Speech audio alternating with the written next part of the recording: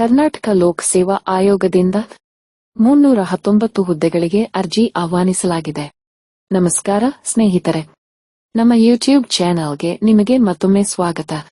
ನೀವಿನ್ನೂ ನಮ್ಮ ಚಾನೆಲ್ಗೆ ಸಬ್ಸ್ಕ್ರೈಬ್ ಆಗಿರಲಿಲ್ಲ ಅಂದ್ರೆ ದಯವಿಟ್ಟು ಸಬ್ಸ್ಕ್ರೈಬ್ ಬಟನ್ ಮೇಲೆ ಕ್ಲಿಕ್ ಮಾಡುವ ಮೂಲಕ ಉಚಿತವಾಗಿ ಸಬ್ಸ್ಕ್ರೈಬ್ ಆಗಿ. ತಮ್ಮ ಸಲಹೆ ಸೂಚನೆಗಳನ್ನು ಕಮೆಂಟ್ ಮಾಡಿ ತಿಳಿಸಿ. ಇಷ್ಟ ಆದ್ರೆ ಲೈಕ್ ಬಟನ್ ಮೇಲೆ ಕ್ಲಿಕ್ ಮಾಡಿ. ಸಾಧ್ಯಾದ್ರೆ ನಿಮ್ಮ ಸ್ನೇಹಿತರು ಮತ್ತು ಬಂಧುಗಳೊಂದಿಗೆ ಶೇರ್ ಮಾಡಿ. ಈಗ ವಿಷಯಕ್ಕೆ ಬರುವ. ಕರ್ನಾಟಕ ಲೋಕ ಸೇವಾ ಆಯೋಗದ ವತಿಯಿಂದ 319 ಹುದ್ದೆಗಳಿಗೆ ಅರ್ಜಿ ಆಹ್ವಾನಿಸಲಾಗಿದೆ. ಅದರ ವಿವರಗಳು ಇಂತಿವೆ. 2026-27ನೇ ಸಾಲಿನ ಗೆಜೆಟೆಡ್ ಪ್ರೊಬೇಷನರ್ ಗ್ರೂಪ್ ಎ ಮತ್ತು ಬಿ ವೃಂದದ ಒಟ್ಟು 319 ಹುದ್ದೆಗಳನ್ನು ಸ್ಪರ್ಧಾತ್ಮಕ ಪರೀಕ್ಷೆಗಳ ಮೂಲಕ ಭರ್ತಿ ಮಾಡಲು ಅರ್ಹ ಅಭ್ಯರ್ಥಿಗಳಿಂದ ಆನ್ಲೈನ್ ಮೂಲಕ ಅರ್ಜಿಗಳನ್ನು ಆಹ್ವಾನಿಸಿದೆ. ಅರ್ಜಿ ಸಲ್ಲಿಸಲು ಕೊನೆಯ ದಿನಾಂಕ 31/08/2026. ಪರೀಕ್ಷಾ ಶುಲ್ಕ. ಸಾಮಾನ್ಯ ವರ್ಗದ ಅಭ್ಯರ್ಥಿಗಳಿಗೆ ರೂ.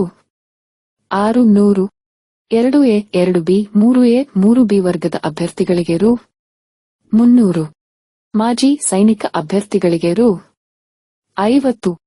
ಪರಿಶಿಷ್ಟ ಜಾತಿ, ಪರಿಶಿಷ್ಟ ಪಂಗಡ, ಪ್ರವರ್ಗ 1 ಹಾಗೂ ಅಂಗವಿಕಲ ಅಭ್ಯರ್ಥಿಗಳಿಗೆ ಶುಲ್ಕದಿಂದ ವಿನಾಯಿತಿ ಇದೆ. ಶುಲ್ಕವನ್ನು ನೆಟ್ ಬ್ಯಾಂಕಿಂಗ್ ಅಥವಾ ಡೆಬಿಟ್ ಕಾರ್ಡ್ ಅಥವಾ ಕ್ರೆಡಿಟ್ ಕಾರ್ಡ್ ಅಥವಾ UPI ಮೂಲಕ ಪಾವತಿಸಬಹುದಾಗಿದೆ. ವಿದ್ಯಾರ್ಹತೆ.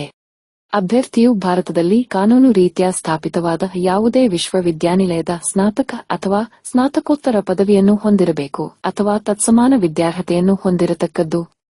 ಪರಂತು ಅಭ್ಯರ್ಥಿಗಳು ಯಾವುದಾದರೂ ಪದವಿ ಪರೀಕ್ಷೆಗೆ ಹಾಜರಾಗಿದ್ದು ಆಯೋಗವು ನಡೆಸುವ ಪೂರ್ವಭಾವಿ ಪರೀಕ್ಷೆಗೆ ಶೈಕ್ಷಣಿಕವಾಗಿ ಅರ್ಹರಾಗುವುದಾದಲ್ಲಿ, ಆದರೆ ಆ ಪರೀಕ್ಷೆಯ ಫಲಿತಾಂಶ ಪ್ರಕಟಗೊಳ್ಳದೇ ಇದ್ದಲ್ಲಿ ಅಂತಹ ಅಭ್ಯರ್ಥಿಗಳು ಪೂರ್ವಭಾವಿ ಪರೀಕ್ಷೆಗೆ ಪ್ರವೇಶ ಪಡೆಯಲು ಅರ್ಹರಾಗುತ್ತಾರೆ. ವಯೋಮಿತಿ. ಕನಿಷ್ಠ 21 ವರ್ಷ, ಗರಿಷ್ಠ ವಯೋಮಿತಿ ಸಾಮಾನ್ಯ ವರ್ಗಕ್ಕೆ 40 ವರ್ಷ. 2A, 2B, 3A, 3B ವರ್ಗಗಳಿಗೆ 43 ವರ್ಷ. ಪರಿಶಿಷ್ಟ ಜಾತಿ, ಪರಿಶಿಷ್ಟ ಪಂಗಡ, ಪ್ರವರ್ಗ 1ರ ಅಭ್ಯರ್ಥಿಗಳಿಗೆ 45 ವರ್ಷ. ಮಾಜಿ ಸೈನಿಕರಿಗೆ ನಿಯಮಾನುಸಾರ ವಯೋಮಿತಿಯಲ್ಲಿ ಸಡಿಲಿಕೆ ಇರುತ್ತದೆ. ಅಂಗವಿಕಲರು ಮತ್ತು ವಿಧವೆಯರಿಗೆ ವಯೋಮಿತಿಯಲ್ಲಿ 10 ವರ್ಷಗಳ ಸಡಿಲಿಕೆ ಇರುತ್ತದೆ.